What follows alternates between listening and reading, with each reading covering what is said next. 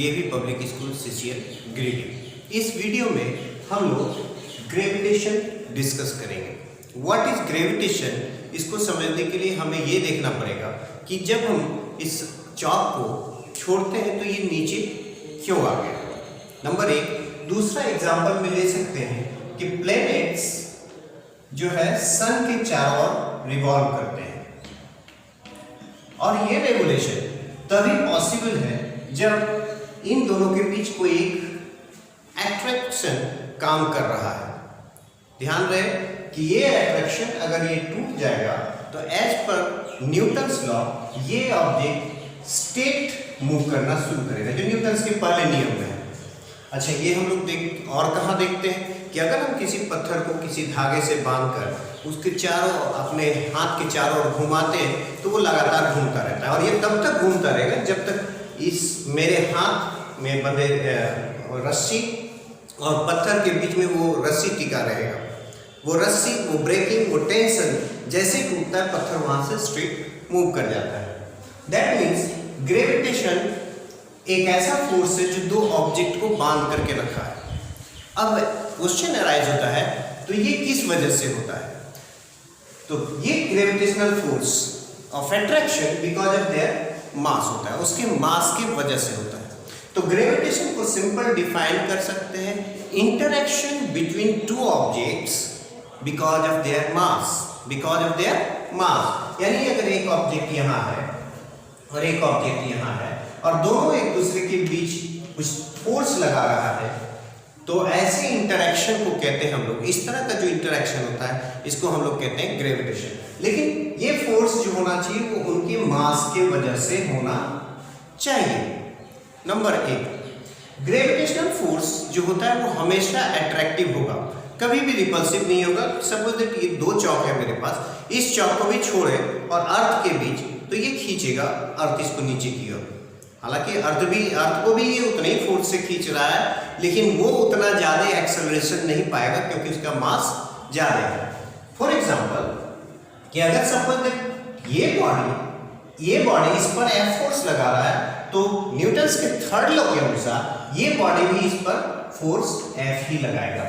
अब हम यहाँ इसका मास को ज़्यादा लगाते हैं तो इसका जो एक्सेलरेशन बनेगा वो एफ बाय एम आएगा, और इसका जो एक्सेलरेशन होगा इधर वो हो जाएगा एफ बाय स्मॉल एम। तो यहाँ पे देख सकते हैं कि A proportional to 1 by M आता है और यहाँ पे A proportional to 1 by small M आता है। अब कौन सी बॉडी का एक्सेलरेशन ज्यादा होगा? जिसका मास कम होगा, जिसका मास कम होगा।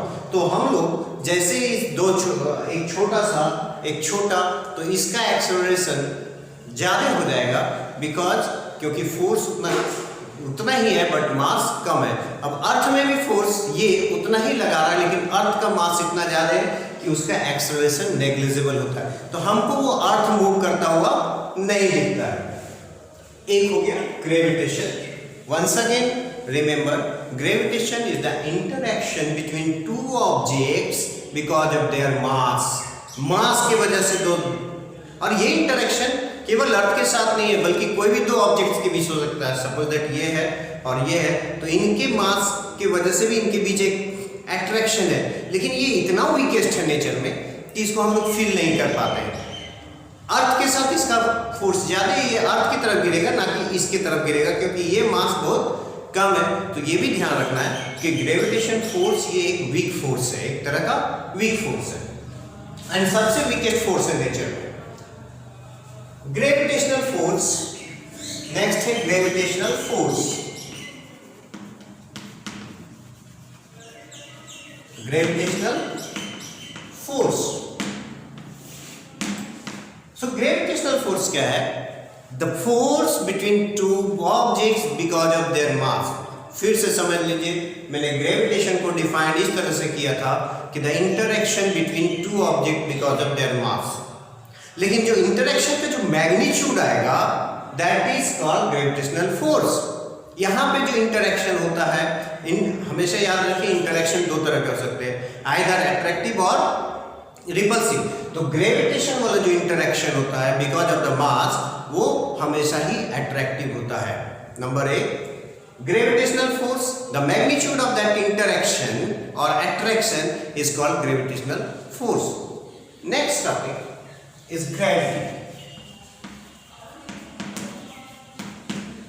Sometimes you may be confused with these two, gravity and small g.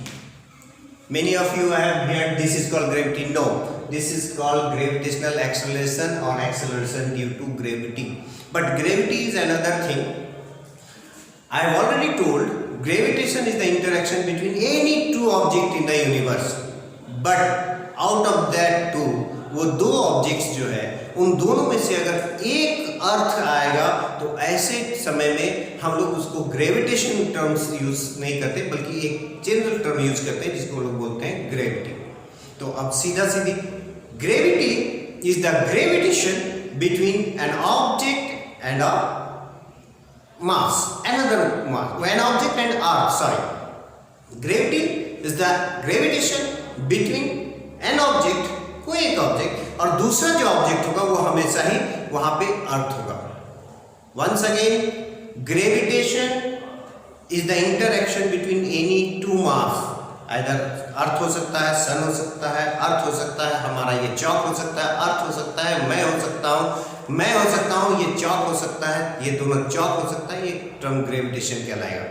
लेकिन जब हम ग्रेविटी की बात करेंगे तो एक या इधर चौक होगा या मैं होगा या मून होगा या कोई और थिंग होगा, लेकिन दूसरा जो ऑब्जेक्ट होगा वो हमेशा ही अर्थ होगा। तो ग्रेविटी इज द इंटरेक्शन और gravitation between an object and another is earth. Now Newton's law of gravitation.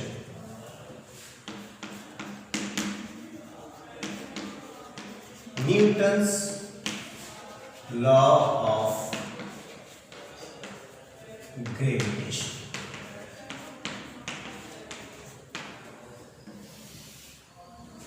One thing I have told, हम लोगों ने भी एक चीज डिस्कस किया कि दो है, ये भी यहाँ है और न अर्थ भी है। अगर हम इसको छोड़ते तो ये अर्थ की तरफ क्यों गया, इधर क्यों नहीं गया?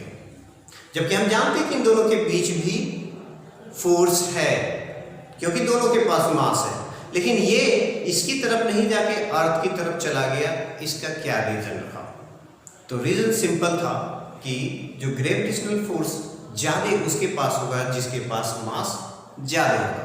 तो सपोज दैट अगर हम लोग दो ऑब्जेक्ट लेते हैं, एक छोटा सा मास है और एक बड़ा सा मास है और डिस्टेंस मैंने r रखा है, तो इनके बीच जो ग्रेविटेशनल फोर्स होगा वो कम होगा बनिस्बत इन दोनों मास के। क्यों? क्योंकि इस केस में ये दोनों मास ज़्यादा है तो फोर्स ज़्यादा होगा। फिर अगर हम लेते हैं इसका और अर्थ का ग्रेविटेशनल फोर्स यहीं से, तो इसका वैल्यू ज़्यादा होगा बनिस्बत इस मास का, इस छोटे से मास का और अर्थ का।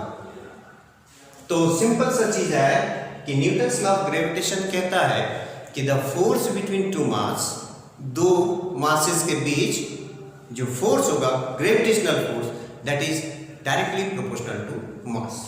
Number 8, suppose that this is the mass m1 and another mass is here, दूसरा मास यहाँ पे है m2 और दोनों के बीच डिस्टेंस हम लोग मान लेते हैं r।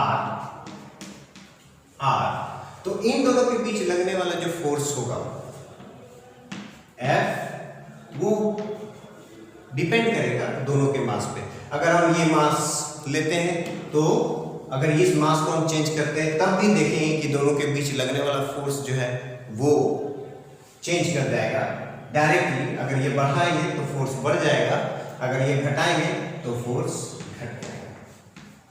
एक दूसरा, अगर हम इस मास को चूज करें और हम कहें कि अगर इसको बढ़ाएंगे तब क्या होगा, अभी हम बताएं कि आप जैसे ही मास बढ़ाते हैं फोर्स बढ़ जाता है, तो जैसे ही आप m2 को बढ़ाएंगे फिर फोर्स बढ़ जाएगा और m2 को घटाएंगे तब भी फोर्स घट जाएगा। इसका मतलब ये जो फोर्स है वो m2 दूसरे वाले मास पे भी डिपेंड करता है। कैसा डिपेंड करता है? डायरेक्टली। सिंपल है कि अगर हम किसी एक का मास को, अगर हम इसका मास को बढ़ाते हैं तो फोर्स बढ़ जाएगा दोनों के बीच, घटाते हैं तो फोर्स घट जाएगा दोनों के बीच, यानी डायरेक्ट रिलेशन। इसको एज इट इज रखते हैं, इसको बढ़ाते हैं तब भी फोर्स बढ़ जाएगा, इसको घटाते हैं तब फोर्स घट जाएगा, यानी जो फोर्स है वो इस मास पर भी डिपेंड करता है। कुल मिलाकर के देखा जाए तो वो फोर्स दोनों मास पर डायरेक्टली डिपेंड कर रहा है। इसी को कहते हैं फोर्स बिटवीन टू मासेस। तो लॉ 1 ये बना, force, gravitational force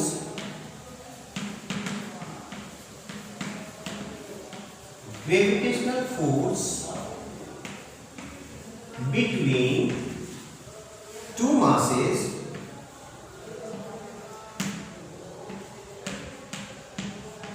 is directly proportional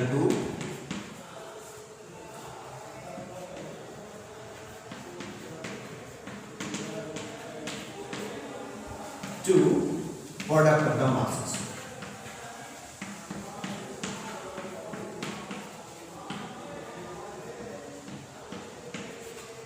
एक ये पहला कितना आसान था इसको समझना। अब सीधा सिंपल सा है कि m1 बढ़ाएंगे फोर्स बढ़ जाएगा, m1 घटाएंगे फोर्स घट जाएगा, कीपिंग m2 कांस्टेंट। फिर m2 बढ़ाएंगे फोर्स बढ़ जाएगा, m2 घटाएंगे फोर्स घट जाएगा। इसका मतलब है कि फोर्स दोनों मास पर के प्रोडक्ट पर डिपेंड करने वाला है। आइदर वन आप चेंज करते हैं, फोर्स ऑटोमेटिकली चेंज कर जाएगा। तो एक नियम आ गया। दूसरा लॉ 2 को समझते हैं। अब हम बात करते हैं कि ये एक मास है, ये एक मास है, और इससे अर्थ के सेंटर की जो दूरी है, सेंटर की, फिर मैं बता रहा हूँ इसके सेंटर से अर्थ के सेंटर की दूरी अभी r है, तो जो फोर्स लगेगा, और अब यहाँ रखते हैं थोड़ी सी दूरी बढ़ा दी तो अब जो फोर्स लगेगा वो कम हो जाएगा, क्योंकि ये फोर्स ऑफ अट्रैक्शन जो है वो inversely proportional to square of the distance between their centre होता है। तो दोनों के बीच के सेंटर की जो दूरी होती है उसका स्क्वायर का इनवर्सली प्रोपोर्शनल होता है। यानी लॉ 2 तो कहता है कि ग्रेविटेशनल फोर्स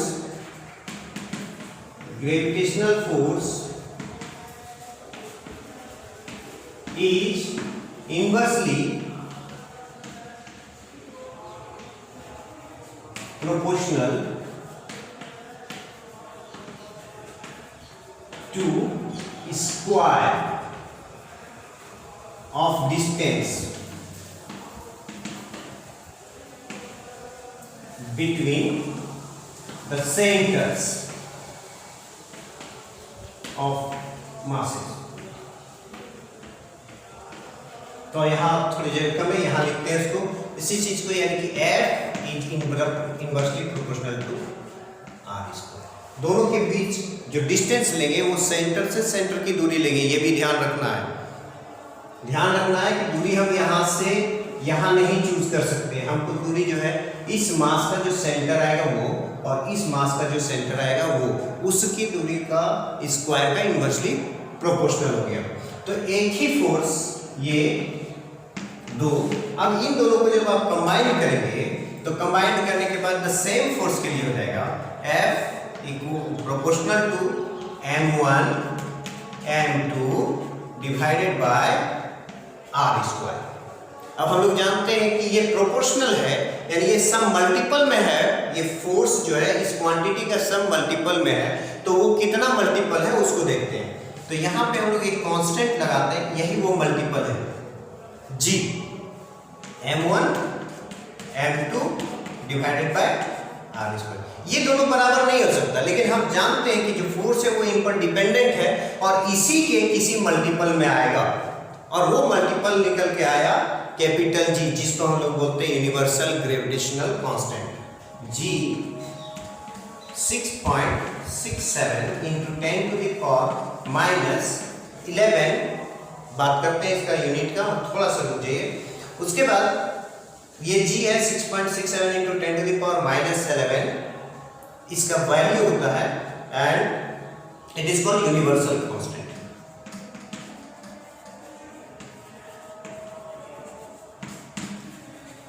अब सबसे बड़ी प्रॉब्लम आ गई कि सर इसका यूनिट क्या डिसाइड करेंगे हम लोग, और दूसरा है कि यूनिवर्सल कांस्टेंट क्यों कहते हैं इसको। तो आपको याद रखना है कि आपका जो न्यूटन्स लॉ ऑफ ग्रेविटेशन से जो फार्मूला आया फोर्स निकालने का दो मास के बीच में, वो ये आया, जिसमें g आया एक कांस्टेंट, यूनिवर्सल कांस्टेंट, उसका वैल्यू 6.67 × 10⁻⁻11 होता है।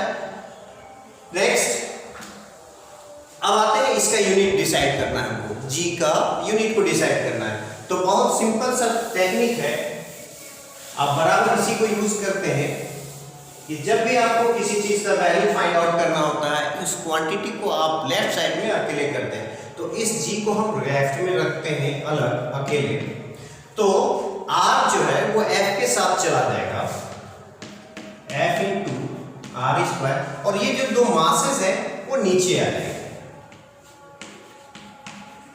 अब सिंपल है, आपको g के लिए यूनिट डिटरमाइन करना है, तो इनके यूनिट्स तो आपको पता है। फोर्स का यूनिट होता है ऐसा यूनिट न्यूटन, ये यूनिट ऑफ g हम लोग डिसाइड कर रहे हैं न्यूटन। ये distance between the centre r है, रिप्रेजेंट कर रहा है, और r है डिस्टेंस है तो मीटर में ही हम लोग निकालते हैं, तो that will be metre square. फिर m1 के जो यूनिट आएगा वो मास है, वो kg आएगा, और यहाँ भी m2 जो है वो भी kg आएगा। तो अब इसको आप देख सकते हैं, तो न्यूटन मीटर स्क्वायर और kg दो आया, नीचे थे डिनोमिनेटर में थे, ऊपर ले जाएंगे न्यूमरेटर में, तो kg का power -2। So unit of g आपको मिल गया, दैट इज, अब यहाँ पे आप लिख सकते हैं newton metre square kg -2। Be clear कि आपको कभी भी यूनिट फाइंड करने में दिक्कत नहीं होगी अगर आप उस क्वांटिटी से रिलेटेड कोई फार्मूला आपको पता है। तो हमें यहाँ पे एक फार्मूला नहीं पता था, न्यूटन्स ग्रेविटेशनल लॉ से जो फार्मूला आता है वो एक। अब सबसे इंपॉर्टेंट है कि why it is called universal constant, why it is called universal constant, इसको डिस्कस करते हैं, फिर बाद में हम लोग आगे कुछ और डिस्कस करेंगे।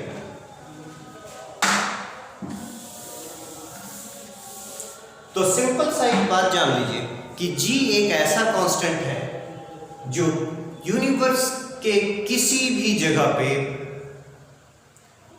यूनिवर्स के किसी भी ऑब्जेक्ट के लिए और इस यूनिवर्स के टाइम में किसी भी समय ये कांस्टेंट उतना ही वैल्यू रखता है। इसलिए इसका आप जो इसको कहते हैं हम लोग, वो यूनिवर्सल कांस्टेंट कहते हैं। फिर से सुन लीजिए, g को यूनिवर्सल कांस्टेंट क्यों कहते हैं? इसलिए क्योंकि g का वैल्यू इस ब्रह्मांड में कहीं भी, किसी भी प्लेस पे, किसी भी ऑब्जेक्ट के लिए किसी भी समय इसी वैल्यू का यूज करना है, ये कभी चेंज नहीं करता है, that's why it is called universal constant. Next topic आते हैं कि अब दो ऑब्जेक्ट के बीच में जो फोर्सेस हैं उनके बीच क्या रिलेशंस आएंगे।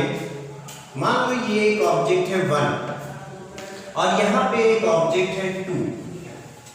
हम जानते हैं कि ये ऑब्जेक्ट इसको अट्रैक्ट करेगा और ये ऑब्जेक्ट इसको अट्रैक्ट करेगा, क्योंकि हम यहां फोर्स कैसा ले रहे हैं, ग्रेविटेशन का, मास डिपेंडेंट है, और ग्रेविटेशनल फोर्स क्या होता है, हमेशा अट्रैक्टिव होता है। तो सबसे पहली बात ध्यान रखिए कि जो ग्रेविटेशनल फोर्स काम करेगा वो दोनों के सेंटर को मिलाने वाली लाइन पर काम करेगा, यानी इधर काम करेगा लाइन पर, और इस पर जो ये फोर्स लगाएगा 2 जो 1 पे लगाएगा वो भी इसी लाइन पर लगाएगा। तो नंबर 1 जो ग्रेविटेशनल फोर्स होता है, it acts along the line joining the 2 centres of the object. Object के दोनों सेंटर्स को मिलाने वाला जो लाइन होता है उस लाइन के अलोंग काम करता है। तो एक वर्ड है, इसको हम लोग सेंट्रल फोर्स भी कहते हैं। क्यों? क्योंकि ये सेंटर से सेंटर को मिलाने वाले लाइन पर काम करता है। इस तरह के फोर्स को हम लोग सेंट्रल फोर्स कहते हैं, नंबर 1। दूसरा, अब हम लोग डिनोट करते हैं कि फोर्स ऑन 1/2, फोर्स ऑन 1/2, इसको ऐसे रीड करेंगे, फोर्स ऑन 1/2, और इसको रीड करेंगे फोर्स ऑन 2/1। दोनों में रिलेशन क्या होगा, तो हम इसको रख के हम देखते हैं कि क्या होता है। कि सपोज दैट ये m1 हो गया और ये मास हो गया m2, तो F12 आपका जो निकल के आया, F12 जो निकल के आया वो आ गया G m1 m2 divided by distance का स्क्वायर। और इसके लिए निकालेंगे फोर्स ऑन 2/1, तब भी वही फॉर्मूला है कि G m1 m2 divided by r square, but then the relation is that ये अगर पॉजिटिव डायरेक्शन हम मान के चलते हैं तो इधर वाला डायरेक्शन क्या हो जाएगा, नेगेटिव। तो वेक्टर फॉर्म में हम इसको अगर देखते हैं कि ये इस डायरेक्शन में, तो दोनों के बीच में F12 और F21 जो है वो ऑपोजिट वेक्टर फॉर्म में लिखते हैं, इसको वेक्टर फॉर्म बोलते हैं। अब दोनों का मैग्नीट्यूड सेम है बट डायरेक्शन ऑपोजिट, और डायरेक्शन को रिप्रेजेंट करने के लिए हम लोग क्या करते हैं, नेगेटिव साइन लेते हैं। अब आते हैं इसके एक दो न्यूमेरिकल्स हम लोग सॉल्व करने की कोशिश करते हैं। आई थिंक आपको समझ में आ गया कि अगर हम लोग डिस्टेंस चेंज करेंगे दोनों के बीच फोर्स चेंज कर जाएगा, अगर मास चेंज करेंगे तो दोनों के बीच फोर्स चेंज कर जाएगा। और क्या देखें, जो ग्रेविटेशनल फोर्स है वो लाइन जॉइनिंग सेंटर्स काम करता है। ग्रेविटेशनल फोर्स हमेशा अट्रैक्टिव होता है। ग्रेविटेशनल जो कांस्टेंट है वो यूनिवर्सल कांस्टेंट है, उसका जो वैल्यू होता है वो हमेशा इतना होता है। That's all clear to you. अब इसको हम लोग देखते हैं कि एक न्यूमेरिकल लेते हैं।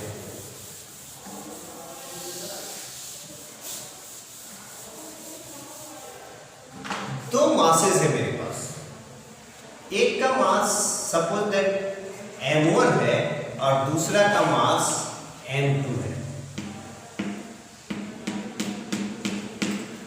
अगर इन दोनों के बीच इस समय फोर्स F काम कर रहा है तो वो कैसे लिखेंगे, G m1 m2 divided by distance का स्क्वायर, जो r है, r सेंटर से लेके सेंटर तक। क्या होगा अगर हम इसमें से किसी एक का मास को डबल कर देंगे, what will happen, या how will the force change, how will the force change if one mass is double। तो हम लोग देखते हैं कि फोर्स जो है अब क्या हो जाएगा अगर एक मास किसी एक मास को डबल कर दे तो सिंपल है कि F जो है वो चेंज कर जाएगा। हम जानते हैं कि जो फोर्स है वो डिपेंड करेगा, तो चेंज करेगा तो उसका नेमिंग आप चेंज कर लीजिए। तो सबसे पहले इसका डैश करें। अब G ये तो यूनिवर्सल कांस्टेंट है, ये चेंज नहीं होना है, तो ये रह जाएगा वही। M1 या M2 किसी एक को डबल आपको करना है तो हम M1 को ही डबल कर देते हैं, तो ये M1 के जगह पे आ गया ये 2M1, और M2 में कोई चेंज नहीं किया तो M2 वही रह गया, और डिस्टेंस में भी कोई चेंज नहीं है तो ये क्या हो जाएगा, r², same as it is रह जाएगा क्योंकि डिस्टेंस में कोई चेंज नहीं था। तो अब आपका जो फोर्स आया F डैश वो आ गया 2G m1 m2 divided bye r²। सो आप जानते हैं कि इस पूरे क्वांटिटी का क्या वैल्यू है, आपको पता है, तो F डैश इक्वल टू क्या हो गया 2 into f। दैट मींस किसी एक का मास आपने जैसे ही डबल किया तो जो नया फोर्स बनेगा वो पहले वाले फोर्स का डबल हो गया। अब आते हैं कि अगर both mass are double, both mass are double, तो अगर दोनों मास को डबल कर देंगे तो अब फिर फोर्स चेंज करेंगे। तो पहला तो हमको पता है कि अगर मास as it is m1 m2 रहता तो फोर्स ऐसे लिखना पड़ता हमको। दोनों मास को डबल करते हैं तो एक मास m1 को डबल कर दिए 2m1 कर दिए, और m2 को डबल कर दिए तो ये हो जाएगा 2m2। डिस्टेंस चेंज नहीं हुआ है तो डिस्टेंस एज इट इज रह जाएगा, और यहाँ 2 2 जा 4 तो ये 4 हो गया। तो फाइनली आपको ये 4 टाइम हो जाएगा। सिंपल है। नेक्स्ट, अगर डिस्टेंस को हम लोग हाफ कर देते हैं तो how will the force change if distance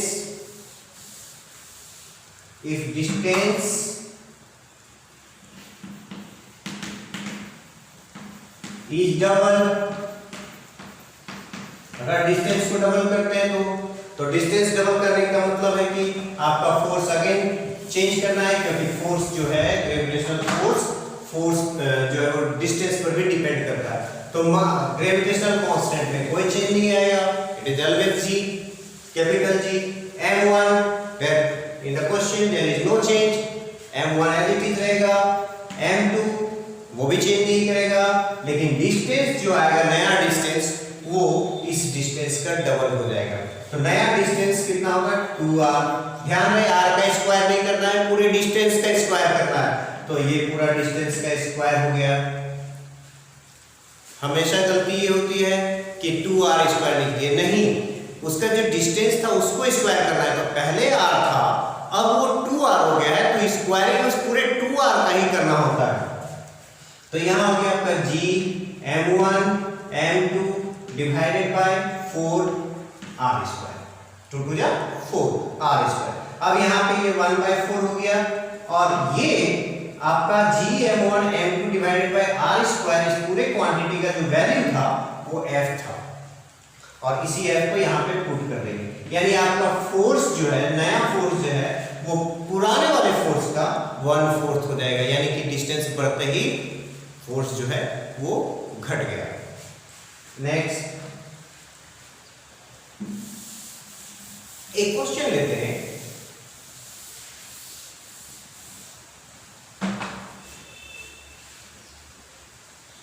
By how much distance between two masses should be changed so that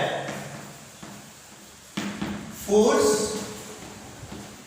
become 1/9 of initial value?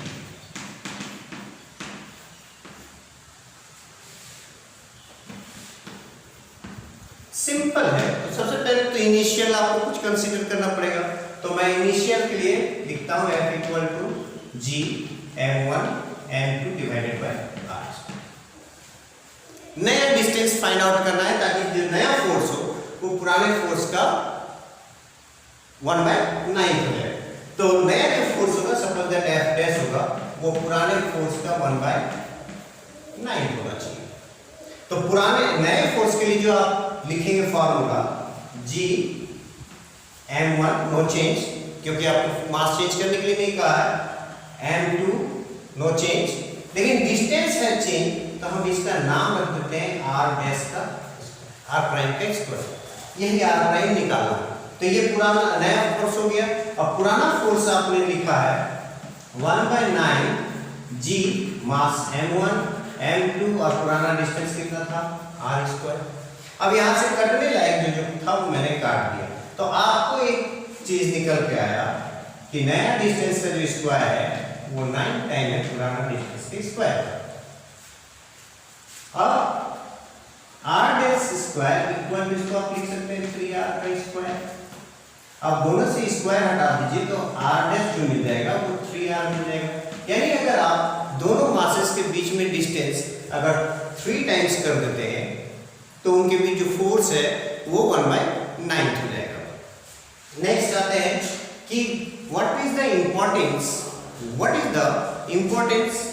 और what are the importance of gravitation. So existence of solar system is because of the presence of this gravitational force. Number A, ये जो हमारा solar system exist करता है, ये solar system only because of the gravitational force है। अगर gravitational force नहीं होगा तो सारे प्लैनेट्स अपने अपने पाथ पे स्ट्रेट मूव करना शुरू कर देंगे and they will not circulate around the sun. Clear? यानी कि एक प्लैनेट को सन से बांध के रखा हुआ है, या सैटेलाइट्स जो घूमते हैं। सेकंड में आप देख लीजिए जो सैटेलाइट्स हैं, नेचुरल सैटेलाइट्स, मून, वो मून ही घूमता है अपने प्लैनेट्स के चारों because of the gravitational force. तीसरा इंपॉर्टेंस, ये जो चीजें हैं जो अर्थ की तरफ गिरती है ये बिकॉज ऑफ द ग्रेविटेशन है। तो अगर ग्रेविटेशन नहीं होता तो जो रेनफॉल या स्नोफॉल होता है ये नहीं हो पाता। और इंपॉर्टेंट चीज, अगर ये ग्रेविटेशन नहीं होता तो जो वो कौन सा ग्रेविटेशन, पहले ये समझ लीजिए, जो मॉलिक्यूल्स हैं, एयर के मॉलिक्यूल्स हैं और जो अर्थ है, इसके बीच अगर ग्रेविटेशनल फोर्स नहीं लगेगा तो ये जो हमारा एटमॉस्फेयर है ये हमारा धरती को छोड़ करके भाग जाएगा। इवन हम लोग हवा में तैरने लगेंगे तो जो एग्जिस्टेंस ऑफ एटमॉस्फेयर है बिकॉज ऑफ द ग्रेविटेशन है। And one of the most important कि जो टाइड्स आते हैं हमारे ओशंस में वो because of the combined effect of gravitation of moon and earth होते हैं। जैसे कैसे होता है कि सपोज दैट ये अर्थ है और ये मून है, तो जब ये इस तरह आते हैं तो कंबाइंडली इफेक्ट होकर के सारे ओशन सिमट के इधर आना शुरू करते हैं या इधर आना शुरू करते हैं। तो जिससे क्या होता है कि यहाँ का जो एयर वाटर का जो पहला लेवल था वो लेवल थोड़ा सा राइज कर जाता है। पहले लेवल इस तरह था ओशन का, अब जब मून इस प्लेस पे आया तो वाटर इस जगह पे आकर के शिफ्ट होकर के जमा होने लगता है, जिससे ये tide, high tide and low tide होता है। इस साइड में लो टाइड है और यहाँ पे हाई टाइड है। These are the importance of gravitation. अब आते हैं नेक्स्ट, हम लोग डिस्कस करते हैं free fall.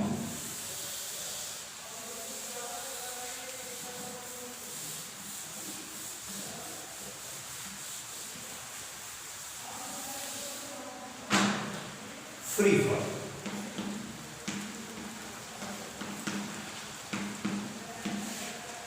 anything which falls toward the larger object because of the gravitation। Gravitation की वजह से जो नीचे की ओर घूम गिरता है, रिमूविंग माने उसमें से आपको एक्सक्लूड क्या करना है, जो एयर रेजिस्टेंस है। क्योंकि आप जानते हैं कि अगर किसी पेपर को आप गिराते हैं तो वो बहुत स्लोली गिरता है। क्यों? क्योंकि एयर रेजिस्टेंस होता है। अगर आप एयर रेजिस्टेंस को रिमूव कर दें तो उस समय वो जो गिरेगा एकदम constantly with an acceleration of 9.8 metre per second square, इसी को हम लोग फ्री फॉल कहते हैं। तो anything which falls toward the अर्थ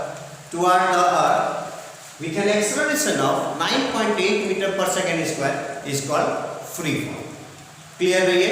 अब इसका इंपॉर्टेंस क्या है कि अगर सपोज दैट मैं एक रुई को या एक फीदर को, पंख को और एक लोहे का गोला को अगर एक साथ किसी ऊंचाई से गिराता हूं और वहां एयर रेजिस्टेंस नहीं है तो दोनों ऑब्जेक्ट इसी एक्सेलरेशन के साथ 9.8 मीटर पर सेकेंड स्क्वायर जो है वो गिरना शुरू करेगा। And both will fall to the surface with at the same time. कोई वहां आगे पीछे नहीं गिरने वाला। अगर मान लेते हैं कि मेरे पास ये छोटा सा चौक है और ये एक बड़ा सा चौक है और एयर रेजिस्टेंस को नेगलेक्ट कर दे तो दोनों इस सरफेस को, अर्थ के सरफेस को एक समय में टच करेगा। गिरने का अगर एक्सेलरेशन इतना हो, एक्सक्लूडिंग एयर का रेजिस्टेंस या अगर किसी तरह का रेजिस्टेंस, तो हम लोग वैसे फॉल को कहते हैं फ्री फॉल। अब आते हैं जी। इसको हम लोग 9.8 मीटर पर सेकेंड स्क्वायर को स्मॉल जी से डिनोट करते हैं। इसका नाम है acceleration due to gravity. Acceleration due to gravity. अब जैसे ही आप ग्रेविटी वर्ड आता है तो आपको मैंने पहले कहा था कि ग्रेविटी वर्ड आएगा तो एक ऑब्जेक्ट और दूसरा अर्थ। तो कोई भी ऑब्जेक्ट जो अर्थ की तरफ या अर्थ के सरफेस की तरफ 9.8 मीटर पर सेकेंड स्क्वायर से गिरता है, इसी को हम लोग बोलते हैं फ्री फॉल।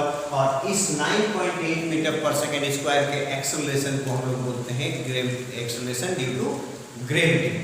समटाइम्स आपको ये due to gravitation, earth gravitation ये भी बोल सकते हैं या ग्रेविटेशनल एक्सेलरेशन ऑफ अर्थ बोल सकते हैं, लेकिन सिंपल आसान तरीका है acceleration due to gravity. Next कि जी का कोई फार्मूला होगा तो हम जानते हैं कि जो अर्थ है ये मास ऑफ अर्थ हो गया, मास ऑफ अर्थ। यहाँ पे एक ऑब्जेक्ट है बहुत नजदीक है और ये वैल्यू है, यहाँ से इसका डिस्टेंस आर लेते हैं। तो सर ये हाइट क्यों नहीं चूज करेंगे? ये तो आपने रेडियस ऑफ अर्थ बताया, तो ये हाइट इसलिए नहीं चूज करेंगे क्योंकि रेडियस ऑफ अर्थ जो होता है लगभग 6400 किलोमीटर 6400 किलोमीटर होता है, और हम केवल बात करें 2 से 4 मीटर के हाइट तक। तो उस 6400 किलोमीटर में वो 2-4 मीटर बहुत ज़्यादा मैटर नहीं करता, वो हाइट नेग्लिजिबल है। तो हम इसको मान के चलते हैं कि ये अर्थ सरफेस से काफ़ी नज़दीक है, काफ़ी नज़दीक है। तो इसका जो सेंटर से इस ऑब्जेक्ट का सेंटर का जो डिस्टेंस है वो लगभग रेडियस ऑफ द अर्थ है। इस समय इसको जो लगने वाला फोर्स है वो F इक्वल टू कितना हो जाएगा? G mass of the object mass of earth divided by radius of the अर्थ का स्क्वायर। वंस अगेन सेंटर से सेंटर तक के डिस्टेंस को स्क्वायर में लेते हैं यहाँ पे हम, लेकिन यहाँ पे हम क्या किए हैं कि r को लिए हैं और जो कि रेडियस ऑफ अर्थ है, तो सर रेडियस तो यहीं से यहीं तक होगा। तो मैं फिर बोल रहा हूँ यहाँ हम इस हाइट को नेगलेक्ट करते हैं क्योंकि ये 2 से 4 मीटर है जबकि ये 6400 किलोमीटर है। तो 6400 किलोमीटर में अगर आप 2-4 मीटर जोड़ते भी हैं या घटाते भी हैं तो दैट डजंट अफेक्ट्स मोर, तो हम वहाँ पे उस हाइट को नेगलेक्ट कर दिया। तो इस ऑब्जेक्ट पे लगने वाला फोर्स है Gm mass of the object, Me mass of earth and r square. तो F equal to G mass of earth mass of the object divided by r square. अच्छा, न्यूटन्स के नियम में चलते हैं, न्यूटन्स के सेकंड लॉ में कि जो इस बॉडी पे जो एक्सेलरेशन लगाता है कोई फोर्स वो कितना होता है? F equal to mass of the object and acceleration of the object, acceleration of the object. लेकिन यहाँ पे जो बॉडी फॉल करेगा वो फ्री फॉल में रहेगा। तो फ्री फॉल में जब लेते हैं तो इस एक्सेलरेशन को a के बजाय हम किसे डिनोट करेंगे? स्मॉल g से। तो ये हो गया स्मॉल g। ना इसी फोर्स के चलते ये फॉल कर रहा है, और फॉल करने का जो फोर्स हो गया ये हो गया, और फोर्स को हम लिखते हैं मास इनटू एक्सेलरेशन। यहाँ फ्री फॉल लिए तो mg इक्वल टू मिल गया आपको g mass of earth mass divided by r square. m काट दीजिए तो आपको g के लिए फार्मूला मिल गया, g के लिए जो फार्मूला मिल गया वो ये था, g mass of earth divided by r square.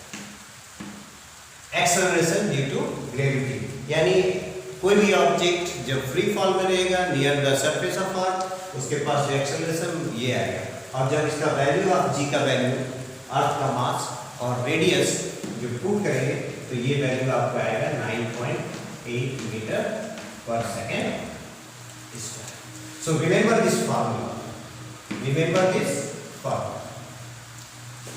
इस फार्मूले को आप मॉडिफाई भी कर सकते हैं किसी अदर प्लैनेट्स के लिए, लेकिन उस समय acceleration due to that planet या acceleration due to gravity on that planet, gravitation on that planet कर सकते हैं।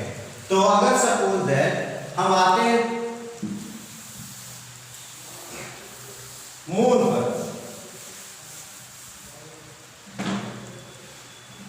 Gravitational acceleration on moon. अब मैंने यहां नहीं कहा एक्सेलरेशन ड्यू टू ग्रेविटी क्योंकि हम जानते हैं gravity word is specified for earth. तो ग्रेविटेशनल एक्सेलरेशन ऑन मून जब कहेंगे तो इसको मॉडिफाई कर सकते हैं, क्योंकि हम जानते हैं ये सारी चीजें अगर अर्थ के लिए हैं तो इसको एक्सेलरेशन ड्यू टू ग्रेविटी कहेंगे, जी हमेशा वही रहेगा। तो मून पर ये आ जाएगा जी, फिर ये कैपिटल जी उतना ही रहेगा, लेकिन इस जगह पे मास ऑफ अर्थ लिए थे, अब ये मास ऑफ मून हो जाएगा, मास ऑफ मून, और डिवाइडेड बाय यहाँ जो रेडियस होगा वो रेडियस ऑफ मून ले लेंगे, रेडियस ऑफ मून। जब आप ये सारे वैल्यू देंगे तो आपको पता चलेगा कि इसका जो वैल्यू आता है वो जी का 1/6 आता है।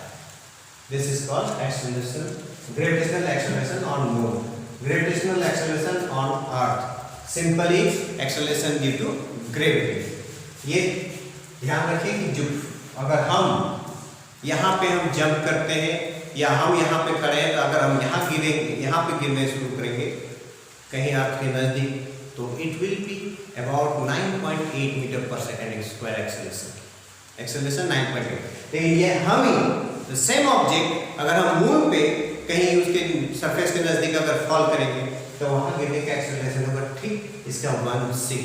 तो 1/6 कितना होता है 9.8 का? 1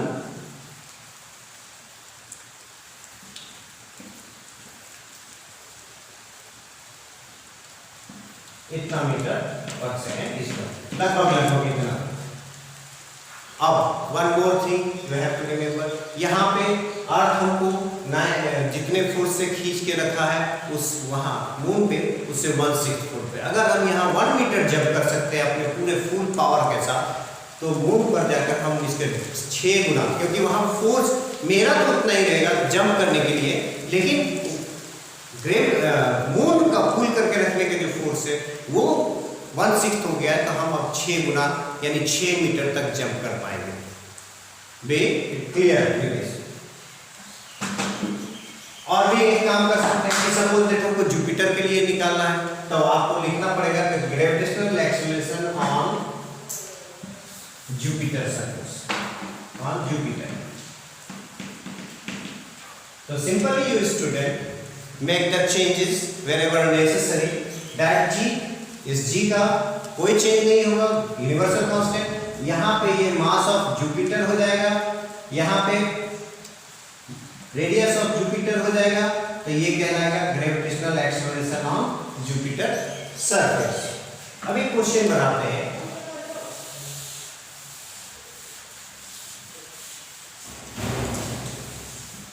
अभी क्वेश्चन लेते हैं कि if weight of an object on earth is 180 Newton, what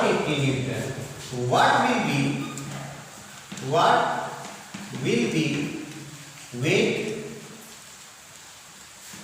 on moon? अब आते हैं दो चीजें पहले समझ लेते हैं, फिर इस क्वेश्चन को हम लोग डिस्क्राइब करेंगे। सबसे पहला एक वर्ड आएगा मास। क्योंकि मुझे ये टॉपिक पढ़ानी थी, मास को बताना था, वेट को बताना था, तो मैंने ये क्वेश्चन लिया। और इस क्वेश्चन को जैसे लिया तो मेरे दिमाग में आया कि there are something we are missing, जो हमें सीखना है। तो इसलिए मैंने पहले क्वेश्चन लिया ताकि आप देख लीजिए कि कहीं ना कहीं कुछ गड़बड़ चल रहा है। अभी तक हम वेट के बारे में नहीं जानते हैं और मास के बारे में नहीं जानते हैं। तो mass it is the material content of the body. अब मेरे अंदर जितना मटेरियल है वो मटेरियल कंटेंट ही मेरा मास है।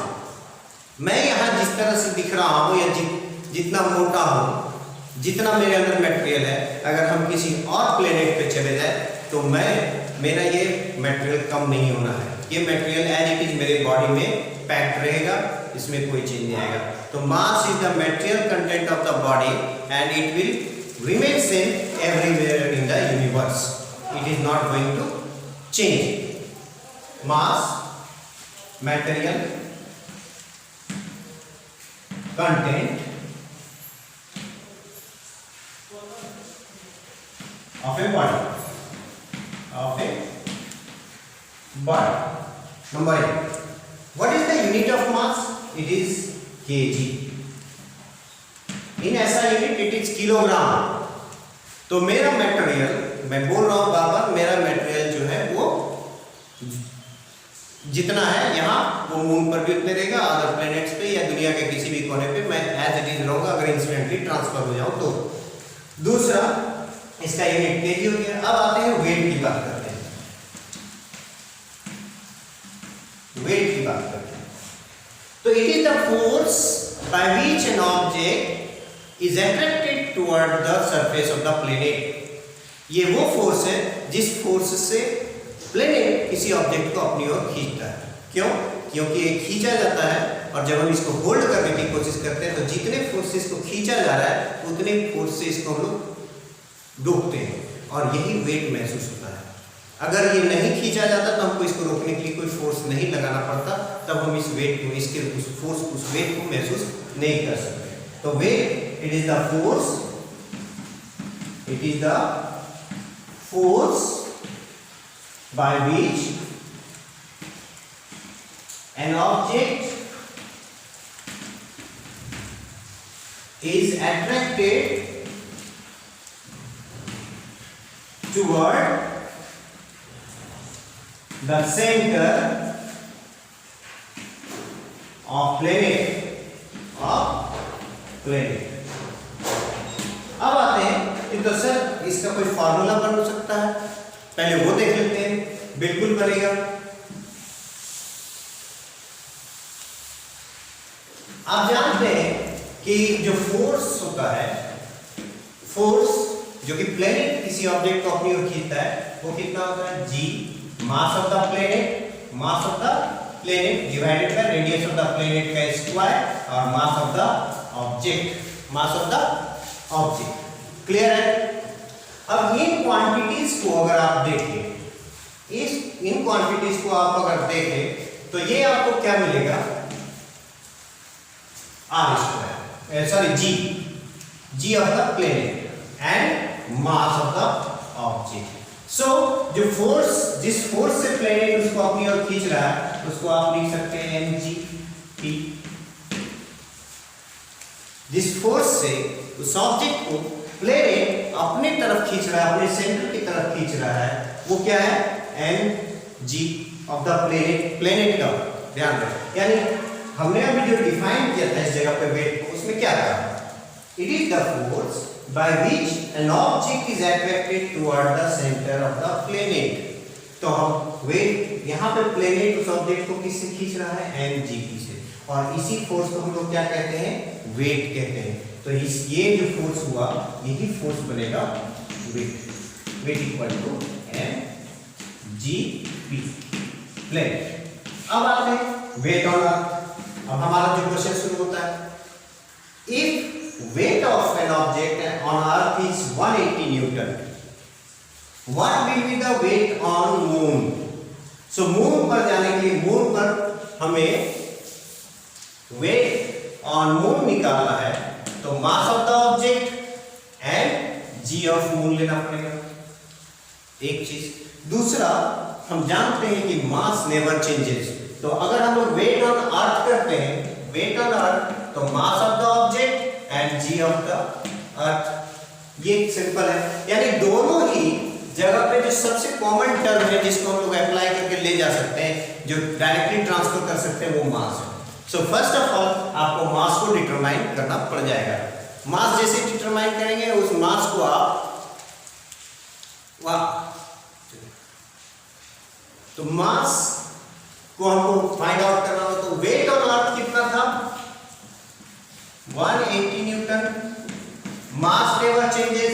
जी ऑन अर्थ कितना है ना? जी ऑन मून का 6 गुना है।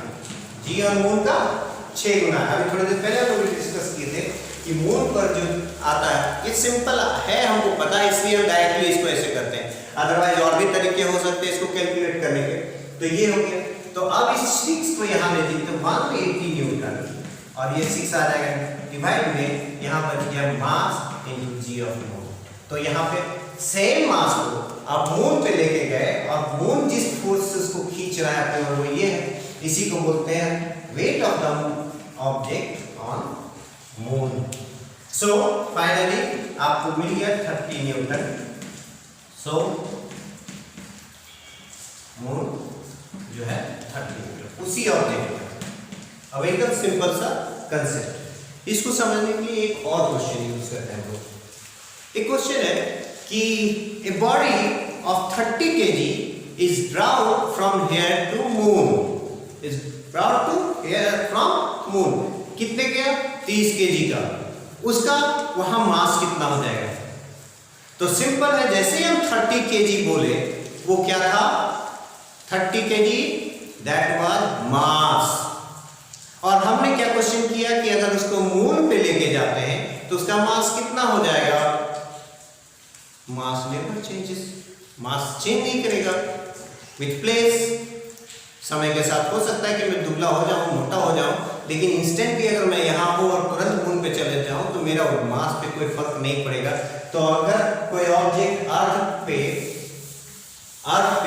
30 केजी है तो इस वर्ड को देखिए, 30 केजी को, 30 केजी है, इस वर्ड को देखिए, ये मास को रिप्रेजेंट कर रहा है इसका मतलब।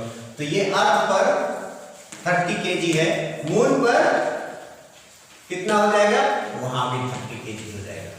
और अगर बात करें वेट का, इसी ऑब्जेक्ट का वेट ऑन अर्थ, तो mass of the object on earth, mass of the object on moon, यही है।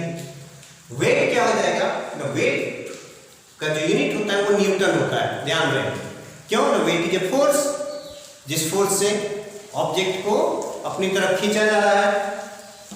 तो mass of the object into G on the planet, तो यहां अर्थ लिए तो अर्थ का जी। फिर weight of the object on moon, तो mass of the object on moon and ji of moon. अब जानते हैं हम लोग कि ये 30 केजी है और जी कितना होता है, 9.8। कभी कभी आपको बुक में दे देता है, let's take it 10 newton per metre, 10 newton per metre square. Okay,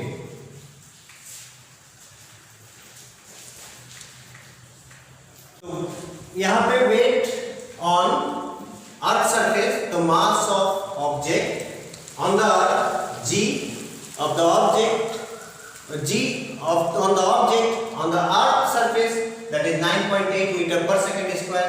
तो कभी कभी ये 10 भी लिया जाता है, तो इसको आप अगर 10 ले लेते हैं तो लगभग 300 न्यूटन हो जाएगा। अब आते हैं इसी ऑब्जेक्ट का वेट ऑन मून सरफेस, तो कितना हो जाएगा ये, मास of the object on moon that doesn't change, वो 30 ही रह जाएगा। और जी हो जाता है अर्थ सरफेस का 1/6 और ये लगभग होता है 1.63। तो आप इसको अगर मल्टीप्लाई करेंगे तो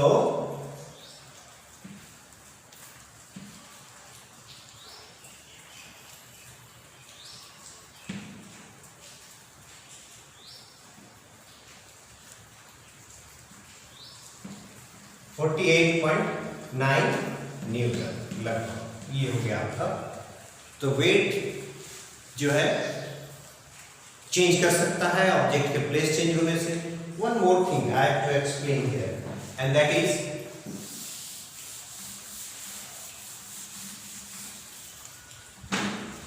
why g is different at different places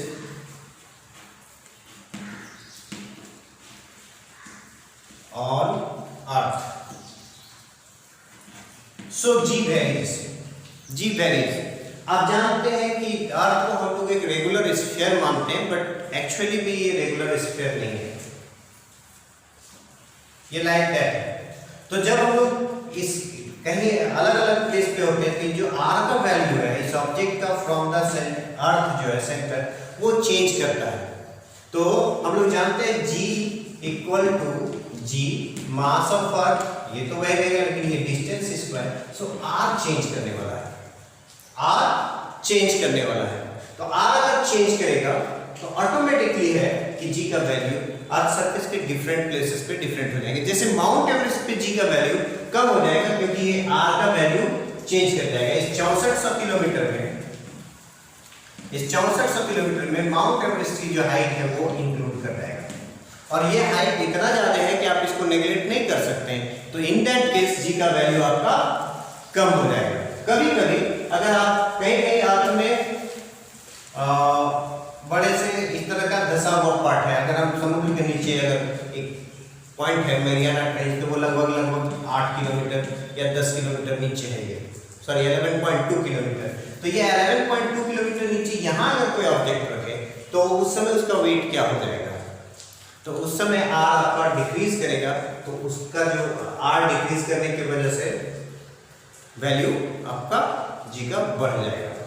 clear एकदम रहिए। और भी चीजें हैं जिसके वजह से जी चेंज करता है, वो है अर्थ के रोटेशन की वजह से। अर्थ कंटिन्यूअसली रोटेट कर रहा है, उस रोटेशन की वजह से भी जो है जी चेंज करता है। थोड़ा सा एक्सप्लेन करते हैं उसको हम लोग कि जैसे ये अर्थ है, चूंकि अर्थ अपने एक्सिस पे रोटेट कर रहा है तो ये ऑब्जेक्ट जो यहाँ पे है ये एक सर्कुलर पथ फॉलो करेगा। इसमें एक बाहर की ओर एक सेंट्रीफ्यूगल फोर्स काम करेगा, और ये सेंट्रीफ्यूगल फोर्स, इसका जो वेट है, वेट हम लोग जानते हैं किधर काम करते हैं, हमेशा सेंटर की तरफ वेट, ये वेट इसके कुछ अमाउंट से घट जाएगा। ये मान लो कि ये सेंट्रीफ्यूगल फोर्स इस पे लग रहा है, स्मॉल है, तो इसका वेट जो W खींचने का था वो अब नेट हो जाएगा W, इसका एक कंपोनेंट टूटेगा, इसका एक इधर कंपोनेंट टूटेगा, मान लो F है, तो इधर खींचने वाला फोर्स हो गया W और इधर खींचने वाला फोर्स हो गया F, तो नेट फोर्स कितना हो गया W माइनस F, यानी उसका वेट ऑटोमेटिकली कम